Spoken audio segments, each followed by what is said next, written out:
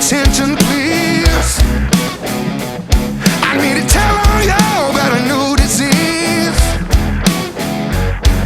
It's crept right up from beneath our nose. Hello. Hey, man, how are you? Good. How are you? I'm doing all right. Good to see you. This is awesome. Yeah, man.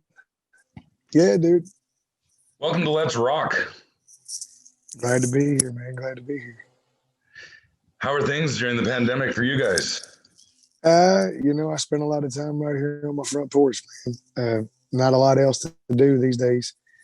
We had a full year of touring lined up, as a lot of other people had a full year of plans that were taken away, but we're here and we're making the best of it, man. Yeah, you must be itching to get back on the road. Yeah, dude, we got a show this Friday. So I'm excited about that. I'm a little nervous. I blew my voice out last week. And then I've been doing interviews like 5-6 hours a day every day this week. So I'm I'm a little nervous about the show, but I'm on a regimen from the doctor and following everything she said. So hopefully we can make it work. Is it safe to do a show? Man, the way we're doing it is it's socially distanced. They are checking everyone's temperature on the way in. Everyone has to wear a mask the entire time. They sold it in pods, where it is 6 people per pod, and the pods are spaced out. Everything is meeting every single guideline that can be met, and all the local officials feel that it is safe to proceed. Well, fingers crossed. Let's hope it goes well. And this is the beginning of getting something going again. God, I'm jonesing for some live music. Yeah, dude, same here, man. Oh, it's awful. Just to let you know, this is my first interview since Eddie Van Halen passed away. And he was kind of my main guy for 40 years. And I always make sure I mention him in an interview. So I want to get this out of the way right at the beginning. What did he bring to your playing, or what kind of influence did he have on you, or did he influence you at all? Eddie's the guy. I don't really talk about him a lot, but he's the guy that kind of gave me a leap into playing lead guitar. I was listening to Van Halen 1, and you listen to Running with the Devil, and then Eruption, and then You Really Got Me, and the record goes. But then you come to Ain't Talking About Love. And the guitar solo in that song was the first time I had heard a guitar solo carry a song completely that I thought, man, I could learn that. I could play that. I could learn to play that. And when you have a guy as talented as him, he could have played the most blistering solo ever in that song.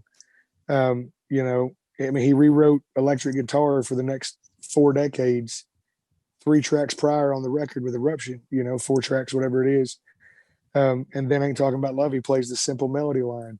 And it made me realize that you didn't have to do it all at one time. You playing guitar didn't mean you had to, go all the way up and down the neck all the time. It made me understand that you could do these simple things that were completely captivating. He was special. Yeah, dude. Special is an understatement, Yeah, absolutely. I'm glad you feel that way.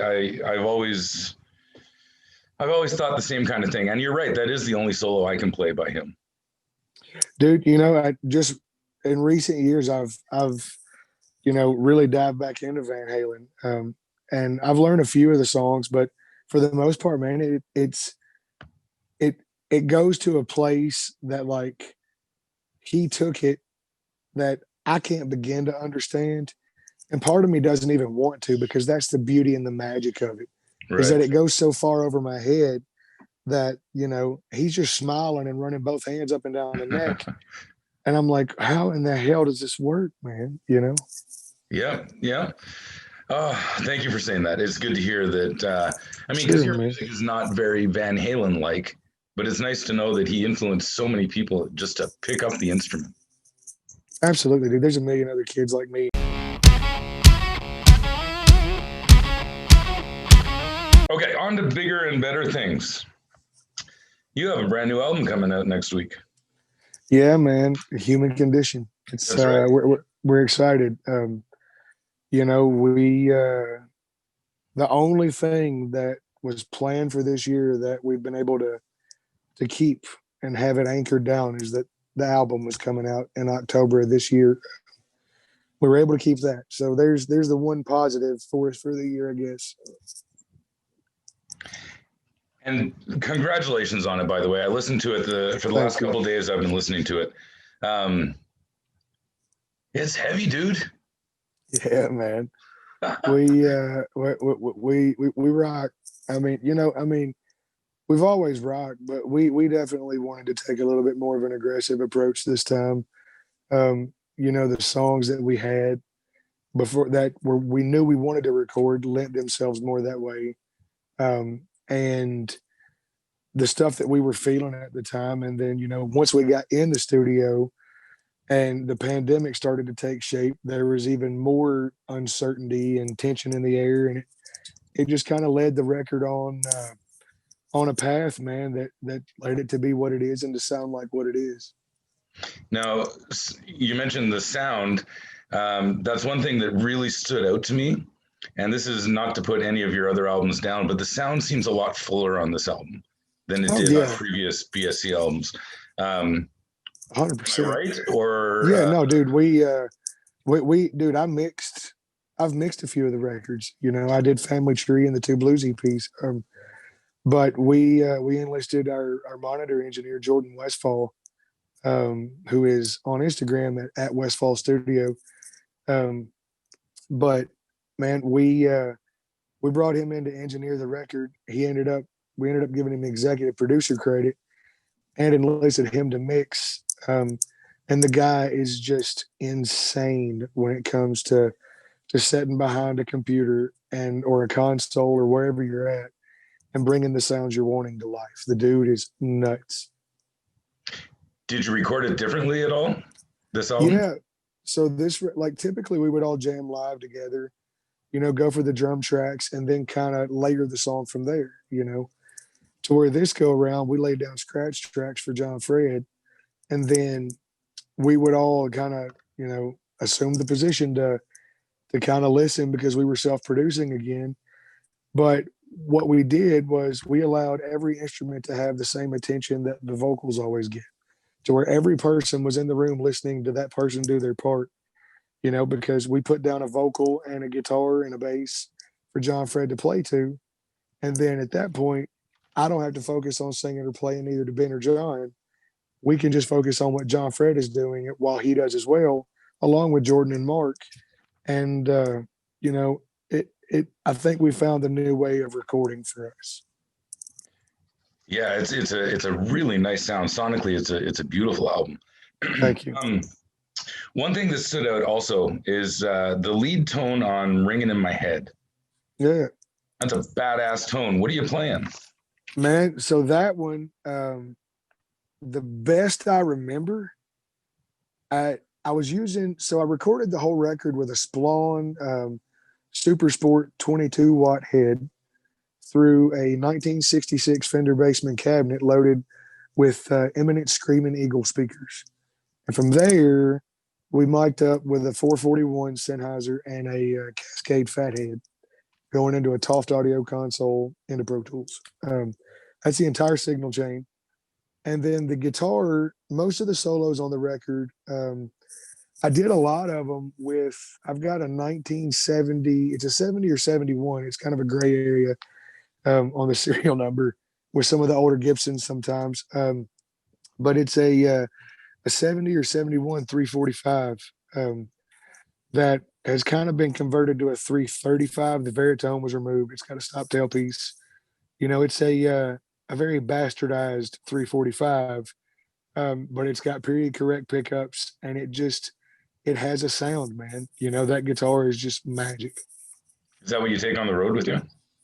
I do have that guitar on the road, but up until recently, I'd been using a Helix for my amp and effects tones on the road for the last several years, along with a couple of my PRS signature guitars and some Lucky Dog guitars out of Tennessee.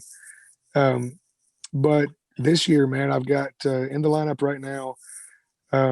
I've got a couple of Lucky Dogs, a couple PRS, and I've got an SG, a Derek Trucks SG that I like a lot. I don't take the 335 on the road much.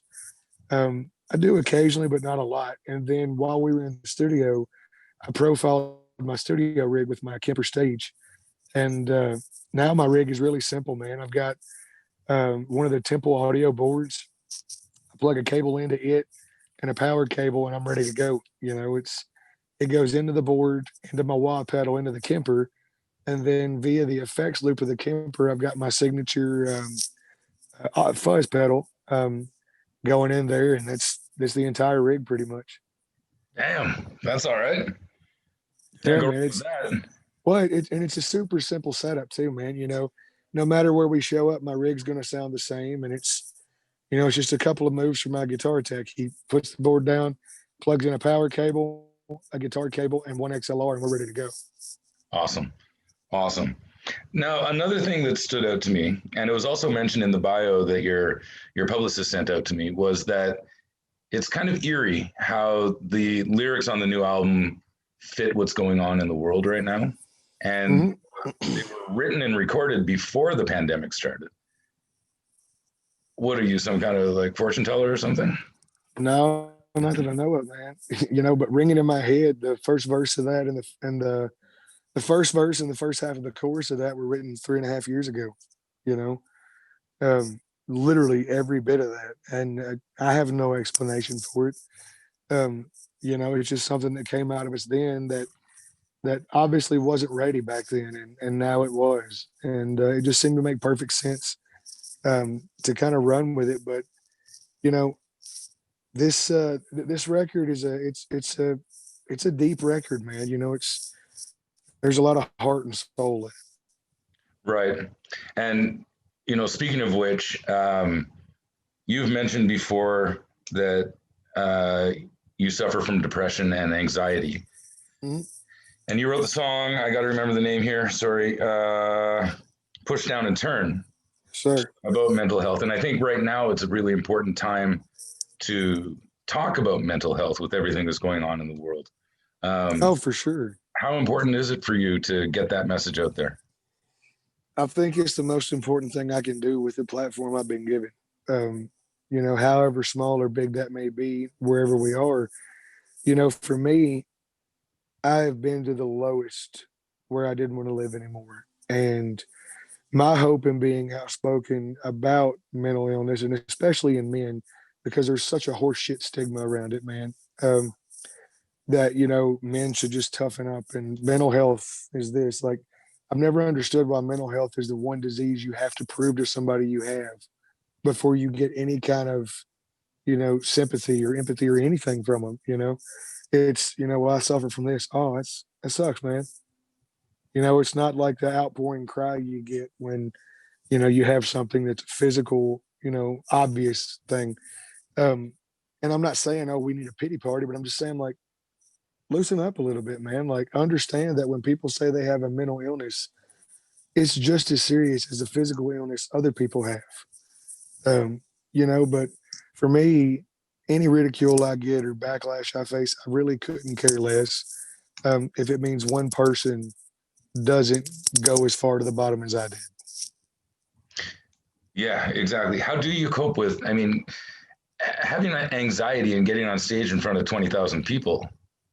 How do you get ready for that? How do you handle it? Man, it's weird, like it shows there's a barricade and there's an area, there where and people that come to concerts always respect boundaries. You know what I mean? For the most part. Because we always try to do autographs and stuff before COVID. We did, but for me, like, the stage is a safe place. It's kind of like a, when you're a kid, you've got your blanket, your comfort blanket. The stage is kind of a comfort blanket for me. That's the one place I feel completely me, and I don't worry about what people think or any of that. It's just that's home to me. As much as my front porch is where I'm at right now. the stage is home to me. But you know, I'm manic depressive, and I deal with severe anxiety, and I take medications for those things, man. And I see a doctor, and that's the truth on how I deal with it. I tried every other way I could think of, and it just never worked for me. You know, so I took a picture of the top of sorry sorry about that. I had a call coming in. Okay. I took my medication was sitting on the table on the tour bus one day, you know, and I really enjoy photography, and I just saw it and it looked, you know, intriguing to me the way everything was sitting there. So I snapped a picture of it and posted it on my Instagram, called it the circle of life. Because for me, that's what it is, you know, that push down and turn. That's my every morning, you know. That's what I've done now for the last 9, 10 years. And I'm okay with it. You know, if that's what allows me to understand that the world is beautiful, that's okay by me. You know, if that's what allows me to live my best life and better myself, then I'm okay with that. Right. Um, but you know, there were so many comments. You should write a song about this, and we had this music, and I looked at the guys and I was like, I really want to call this song "Push Down and Turn," and I've got a couple lines, and they were like, "What are they?" You know, and I showed them the lines, and we were off to the races writing the song, and it's a really inward looking song, man. You know, it's the honest truth of the things that I deal with, and you know, letting people know that you don't. I'm not saying people need to go to a doctor and get on medication, because that is not the end all be all answer for everyone, right? There are many other options that work for many, many people, and I'm so thankful there are. What I'm saying is, at least take a step forward and be forward thinking and working on your mental health as much as you want to work on your physical health. It's equally as important, Right. especially in times like now. You know, Right. it literally the line says, "For what it's worth, push down and turn." That's what I do every day. I'm saying, for what it's worth, I am okay enough to say this is what I do every day to feel fucking normal, man, and that's fine by me. Right. Well, kudos to you, man. I think it's something that, like you said, especially with men, it's just something that you shouldn't be ashamed of. It's part of life now, and you Yeah, have to not be ashamed of it and get the help that you do need. So kudos on you. Good for you. thank That's you, sir. awesome. I'm going to wrap this up with a couple quick fire questions, Yes, sir. kind of some fun stuff to end it off. I'm a guitar player. Who are your influences when you were young that got you into guitar, aside from Eddie? The biggest ones for me, man, were my daddy and my granddaddy. My grandpa, Pa Jimmy, he passed away in 2014. And but he built acoustic guitars and stuff by hand. He decided he wanted a Gibson mandolin, but he couldn't afford one, so he bought a book on how to build a mandolin and went down and chopped down a sapling that he thought he could make a mandolin, and got started and built some of the finest handmade mandolins and guitars that I've ever played. And he did it for years. You know, it became, you know, his second job, um, which was amazing. And my dad still plays to this day. Every, you know, every chance he gets, he's playing music. Um, and then, you know, from there it blossomed. You know, the Headhunters were a big one on me. Obviously, growing up, John Fred being my best friend in school. His dad was in the coolest, most kicking ass country band on the planet, you Yep. know, and they had rock and roll guitars and long hair and shit. And, you know, so Greg and Richard have always been big ones for me. Hendrix is probably the pinnacle for me personally.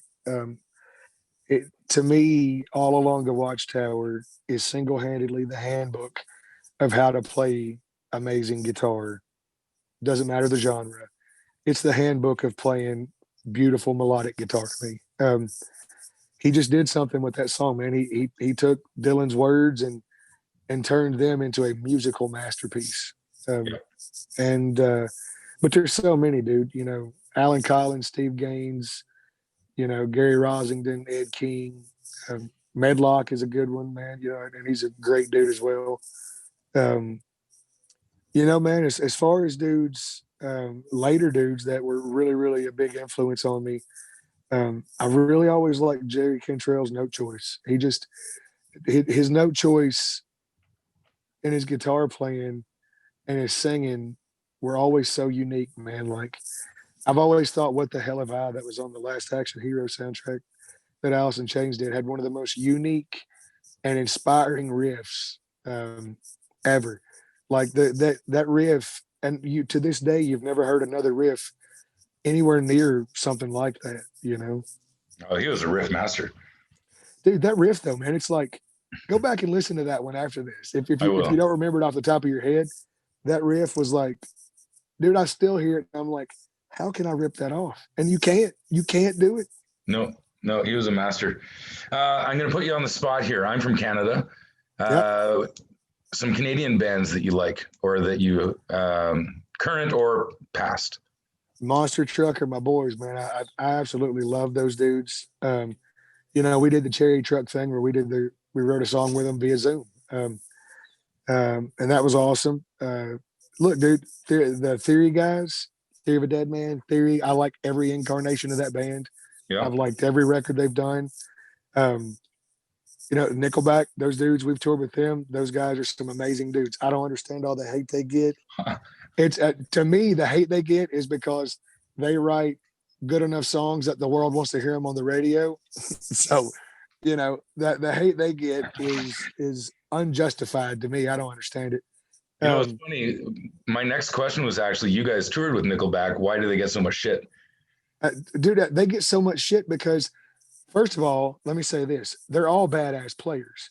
They're up there kicking ass every night. Chad is an amazing songwriter, and their production is amazing. There's a reason they sell out every arena they go to. They're badass. They get hate because they were badass. Just like when Creed was selling 11 million records a record, the whole world hated them, but everybody went to see them. Right. You know, but man, like I tell you, man, for me, the it's Canadians' best kept secret, or Canada, my bad. Canadian rock and roll's best kept secret, and it's a damn shame that the world isn't more aware. Is Big Wreck. I mean, Big Wreck is great, dude. For me, that band, dude, that Ghost record, like that one and Albatross, holy shit!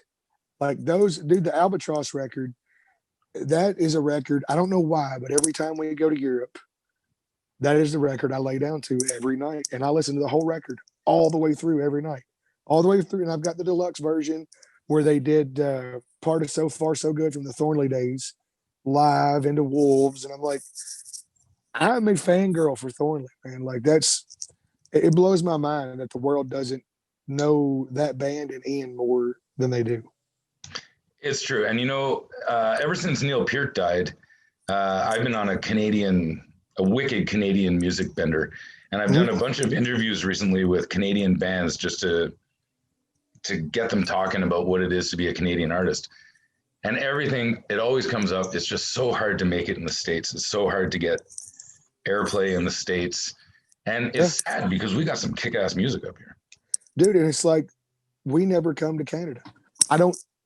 For the love of everything, I have no idea why we never tour Canada. We border each other and we never come to Canada. Oh, you got to get up here. Oh, I know, dude.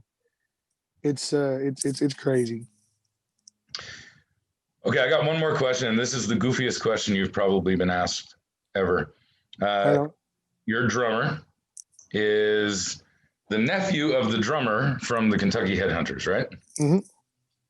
Do you guys ever have sideburn growing contests? No, because Fred is the all-time world champ. You know, Fred. I mean, his chops, the chops on the side of his head match the chops he's got on the skins. I mean, Fred is one of the greatest drummers ever to do it, in my opinion. I met that band years ago down in Nashville. I went to a country festival called Fanfare. I don't know if you know of Fanfare. And they were there. And the only thing I'll add to what you just said is that they're the nicest guys going. Oh yeah.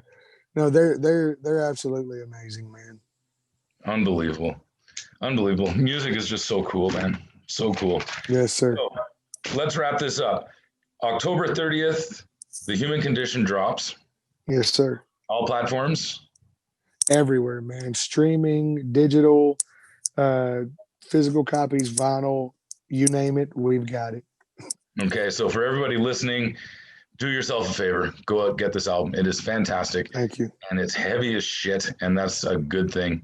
And the one thing I didn't mention, it's heavy as shit, but it's not so heavy that it's going to turn people off, if that makes any sense. Right on. Yeah, no, dude. There's still, I feel like this is one of our heaviest records musically, but also one of our most melodic records ever. Exactly. It sounds great. Congratulations, and we got to get you up here. Yes, sir. So as Thanks soon for as the taking the time, pandemic's done, we're getting you up to Canada. You got to play. Yes, sir. All Right about on. it. Sounds Thanks, good. man. Best of luck at the show this week. Be safe. Yes, sir. And thanks again for this. Congratulations on a great album. Thank you, sir. Have All a right, good one, dude. man. Take care. Stay, dude.